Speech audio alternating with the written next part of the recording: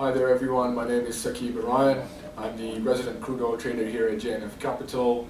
The date today is Monday 12th January 2015 and I will be giving you an insight into the movement of crude oil prices in the recent past and my general direction in the near future.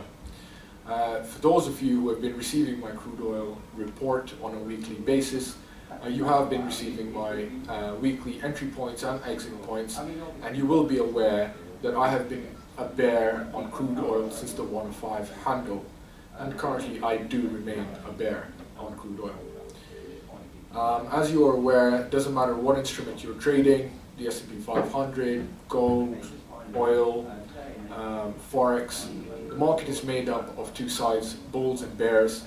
My job as a professional trader is to simply identify which one of the two is winning and then go ahead and align my clients' funds in the same direction as the winning entity.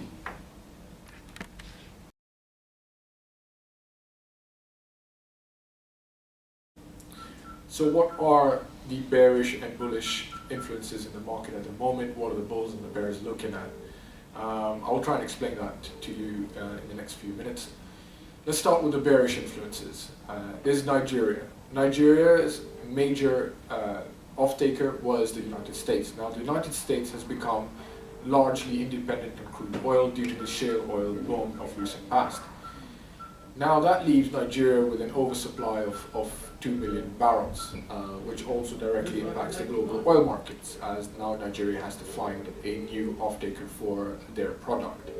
Venezuela is also a very similar situation as well. So these are two countries that are struggling at the moment with their current production of crude oil.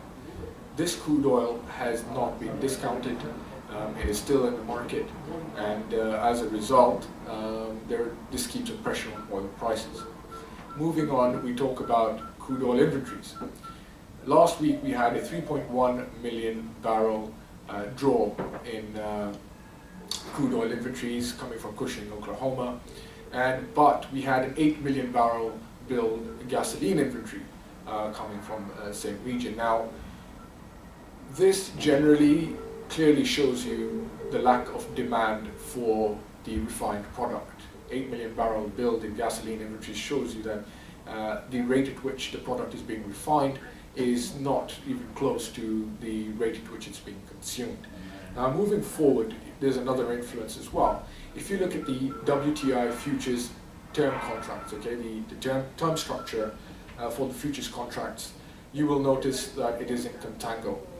This is typical for a commodity that is currently in oversupply. Hence, it also spells out lower oil prices may be possible. Last but not least, something that we're looking at is economists have recently taken a poll. Chinese GDP has come in, well, they're estimating it to come in the region of 7.2%. As you are aware, China is now the largest importer of crude oil. Now, any impact of basically any data that comes out of China does impact the oil prices directly. So if there is weakness being forecasted coming out of China, that just spells less demand, which basically is very bearish for crude oil prices. Now, we do keep in mind that 7.2% GDP growth will be the lowest since 2009. That, of course, is a very bearish influence on crude oil prices.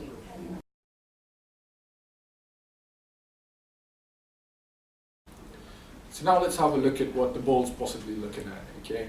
What are the bullish arguments in the market? Now, it is difficult to find bullish arguments as far as crude oil is concerned, but there are some. As you know, the market is made up of both sides, bulls and bears. Now, the bulls at the moment can be focusing on the dollar, and probably are. As you're aware, the dollar is inversely correlated to the price of crude oil. So to explain myself, if you notice the price of the dollar rising, hence the price of crude oil could be falling. There is a correlation, inverse correlation there, specifically because crude oil is priced in US dollars.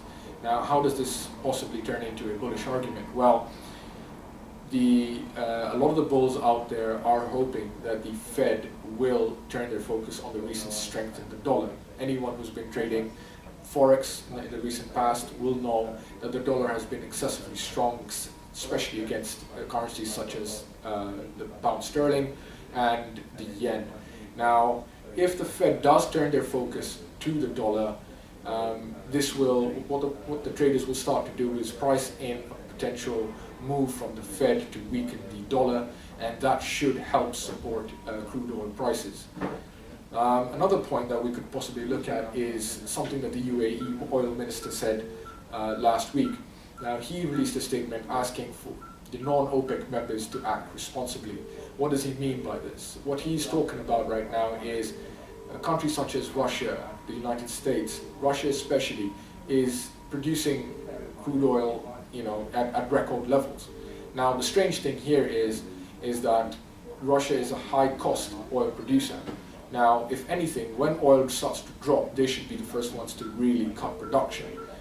They haven't done that. Hence, the UAE oil minister has come out and made a statement saying that really the onus on cutting production and acting responsibly should be on the non-OPEC members.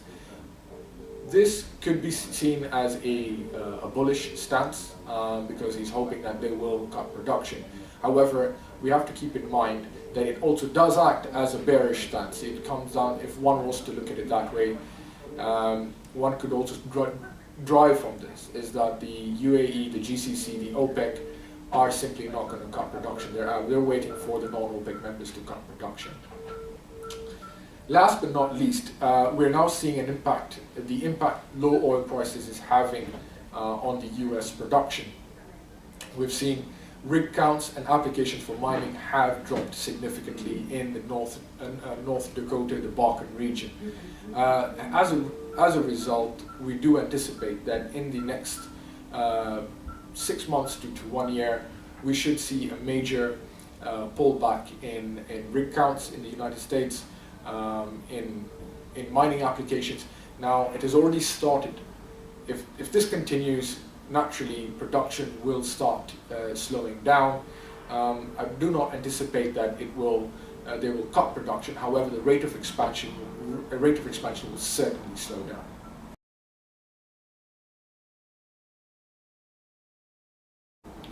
So, what are my exact trading levels this coming week? Those of you who subscribe to my oil report will be aware that I have been short last week at the 52.50 handle, and my first target was 49.90. That target was met for a total of 260 points. My second target has not yet been met, and the market is still open. My positions are still open on that. If you were to have participated in the movement of crude oil with myself since the 105 handle, and let's just say, for argument's sake, you're caught the move from, say, 105 to 100, that's a 500-point move. Now, $10 a point, you would have seen yourself a gross profit of about $5,000, in the region of about $5,000 in gross profit. Now, of course, not all clients get the full swing, and there will be losses with our service. Moving forward, now, to gain access to this week's oil report for free for a limited period of time, please contact me using my details shown on the screen after this. Note, you can follow me on Twitter as well. My handle on Twitter is @ArainOil. Before I sign off, I would like to let you know that past performance is not indicative of future performance. Trading in the financial markets is not for everyone, as you may be. It is possible to lose more than you initially deposit. Thanks.